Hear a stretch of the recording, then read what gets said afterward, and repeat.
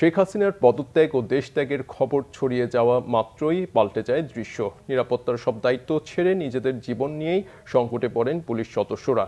জীবন বাঁচাতে থানায় থাকা পুলিশ সদস্যরা যখন অসহায়, তখন ঊর্ধ্বতন পুলিশ কর্মকর্তাদের খোঁজ মেলেনি। সোমবার বিকাল থেকে গভীর রাত পর্যন্ত পুলিশ সদর দফতর থেকে শুরু করে প্রায় প্রতিটি থানায় হামলা হয়েছে। রাজধানীর মতিঝিল, বংশাল, পল্টন ও খিলগাঁও থানায় আগুন দেওয়ার খবর পাওয়া গেছে।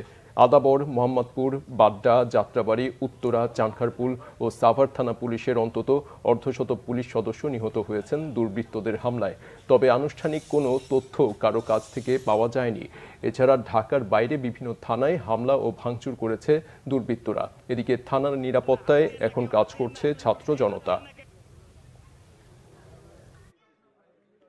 বিভিন্ন এলাকা ভিত্তিক ওয়ার্ড তারপর থানা, ক্লাব, এগুলো কিছু কিছু সুবিধা ভোগ করা মানুষ এগুলো করেছে, যেটা আপনারা সাধারণ সবাই মানুষ বুঝেন বা জানেন।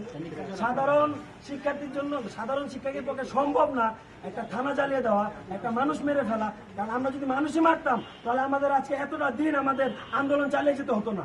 এবং যারা সাধারণ জনগণ আছেন, এখন আপনাদের দায়িত্ব এই দেশটাকে নিজের হাতে এবং আমাদেরকে সাহায্য করা।